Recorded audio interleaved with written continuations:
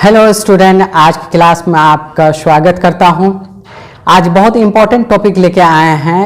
सबसे बड़ा घोर परेशानी है कि सबसे छोटा सम संख्या कौन है। बहुत सारे बच्चे 0 आंसर देते हैं और बहुत सारे बच्चे 2 आंसर देते हैं। तो आज इस बहुत बड़े टेंशन को हम लोग दूर करेंगे। एक्चुअली में सबसे छोटी सम संख्या कौन होना चाहिए, यह क्वेश्चन सही है या इसका सही रूप क्वेश्चन का क्या होगा, इस चीज़ की आज हम लोग डिस्कस करेंगे। सबसे पहली चीज़ है, अगर कोई बोलता है कि सर सबसे छोटी सम संख्या 0 है, तो हम कह सकते हैं हाँ ये भी सही है। कैसे कि भाई 0 को अगर 2 से डिवाइड किया जाए, यानी 0 को अगर 2 से डिवाइड किया जाए शेषफल 0 ही रहेगा, तो इस हिसाब से तो 0 सम संख्या हुआ। अगर हमको 2 को देखें, अगर 2 को 2 से डिवाइड किया जाए तब भी शेषफल आपका जो है अगर भाग करते हैं तो शेषफल क्या 0 हो रहा है। इस हिसाब से 2 भी क्या है, सम संख्या है। अब 0 और 2 में बात जब करेंगे तो 2 से 0 छोटा है, तो इसका मतलब सबसे छोटी सम संख्या क्या होना चाहिए, 0 होना चाहिए। तो अब ये कन्फ्यूज़न है भाई। तो सर हम बचपन से सीख के आए कि सबसे छोटी सम संख्या 2 है, तो क्या ये गलत सीख के आ रहे थे? हाँ, यही तो कन्फ्यूज़न आज क्लियर करना है। अब आप 10th में आ चुके हो, अब आपको कई लोग सवाल करेंगे और सही गलत की पहचान आपको होनी चाहिए। आपको मार्केट में जो चल रहा है उसको आपको चेंज करना होगा। तो अब इस कन्फ्यूजन्स को दूर करने के लिए हम लोग डिस्कस करते हैं। सबसे पहली चीज़ तो ये देख लीजिए, अगर कोई सवाल पूछता है सबसे छोटी सम संख्या कौन है, ये क्वेश्चंस ही करना ही क्वेश्चन रॉन्ग है, ये क्वेश्चन ही गलत है। ये किसी को ये क्वेश्चंस करना नहीं चाहिए। सबसे छोटी सम संख्या कौन है ये बोलना ही नहीं चाहिए, क्योंकि हम डिस्टिंग्विश नहीं कर सकते हैं सबसे छोटी सम संख्या कौन है। क्या अगर हम एक नंबर लाइन पर अगर बात करें तो देखिएगा ये नंबर ये 0 है और इधर क्या 1 है, ये 2 है, ये 3 है, ये 4 है और ये 5 है, ये इन्फिनिटी तक जाएगा। उसी तरीके से -1 -2 -3 -4 ये माइनस इन्फिनिटी जाएगा। अब एक बात बताइए, तो ये क्या है, सम संख्या है? हाँ सम संख्या है। ये क्या है, सम संख्या है? हाँ है। ये क्या है, सम संख्या है? हाँ ये क्या सम संख्या है? हाँ ये सम संख्या है। अब आप बताइए, सबसे छोटी अगर सम संख्या की बात करें तो भाई अगर -3 और इसमें से अगर हम देखें तो सबसे छोटी सम संख्या इस नंबर लाइन में -4 है, क्योंकि -2 -4 से बड़ा है।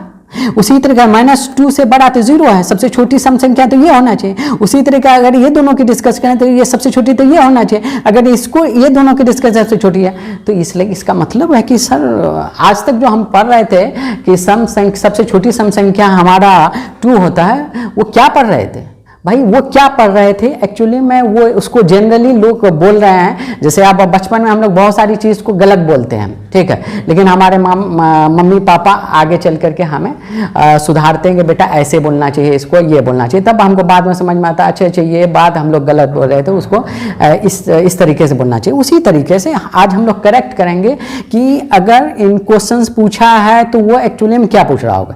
अगर कोई ये पूछे कि सबसे छोटी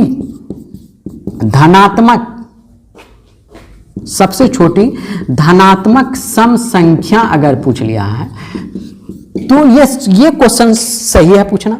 अब एक बात बताइए, अब आपको हम बता चुके हैं पूर्णांक जो होता है, पूर्णांक क्या होता है? पूर्णांक जो होता है आपको अगर हम नंबर लाइन में देखें तो नंबर लाइन में आपको इस तरीके से नजर आएगा 1 2 3 4 इस तरीके से, और -1 -2 -3।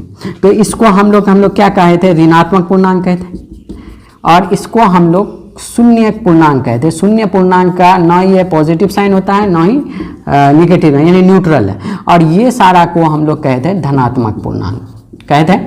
तो ये धनात्मक अंक, तो धनात्मक पूर्णांक में अगर सबसे छोटी बात किया जाए तो भाई धनात्मक तो यहीं से स्टार्ट हो रहा है 1 2 3 4, तो उसमें से अगर सम संख्या है तो भाई हाँ 2 है। तो सबसे छोटी धनात्मक पूर्णांक सम संख्या कौन है?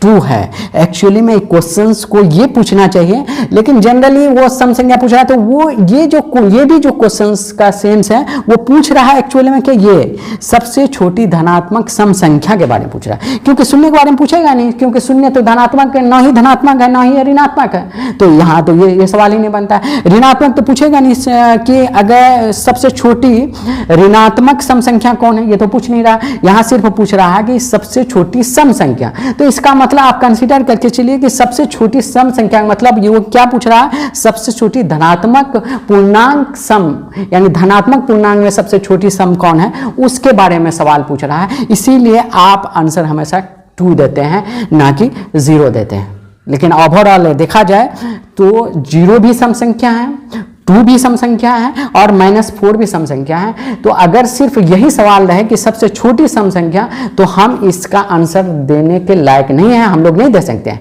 हाँ, अगर पूछा जाए कि सबसे छोटी धनात्मक सम संख्या, तो उसमें होगा 2। और एक्चुअल में यही क्वेश्चंस हमको सारे एग्जाम में पूछा जाता है और उसका आंसर हमें यहाँ से मिलती है, जिस प्रकार हम आपको बताएं। यानी इसीलिए हम बोलते हैं कि सबसे छोटी सम संख्या में हम बता देते हैं 2, लेकिन क्वेश्चंस को अगर एक्चुअल फॉर्मेट है तो उसको यह पूछना चाहिए सबसे छोटी धनात्मक पूर्णांक, क्योंकि आप लोगों को कंफ्यूज कर सकते हैं कि सर आप बोल रहे हैं सबसे छोटी सम संख्या 0 है, तो इनको पूछिए कि सर 0 से भी जो छोटा -4 है, तो क्या वो सम संख्या नहीं? हाँ, -4 भी सम संख्या। -8 आगे चलते जाइएगा तो -16, -18, -24 ये तो आपका सम संख्या होगा, तो छोटी का कैसे हम डिस्क्रिमिनेट करें? हाँ, अगर वो बोल देता है सबसे छोटी धनात्मक सम संख्या, तो उसमें हम क्लियर कर पाएंगे कि 2 होगा। और क्वेश्चंस यही एक्चुअली में पूछा जाता है, लेकिन उसको जनरलाइज इस तरीके से हो गया है कि हम गलत को भी बोलने लगते हैं, ट्रेंड बन जाते हैं, तो इसीलिए इसमें भी आंसर हम लोग क्या देते हैं? 2 देते हैं। उम्मीद करते हैं कि आपको आज क्लियर हो गया होगा सम संख्या एक्चुअल में सबसे छोटी कौन होना चाहिए, नहीं होना। आज का वीडियो बहुत ही इंपॉर्टेंट है और इसको जितना से ज़्यादा हो आप शेयर कीजिए और अपने फ्रेंड्स को इंस्पायर भी कीजिए कि वो सब्सक्राइब करें, ताकि बेहतर से बेहतर उसको नॉलेज मिले और जो बैक में जितना कन्फ्यूज़न है उसको दूर करके आगे बढ़े। क्योंकि हमको नॉलेज कम हो वो बेहतर है, लेकिन नॉलेज गलत हो वो बहुत खतरनाक है।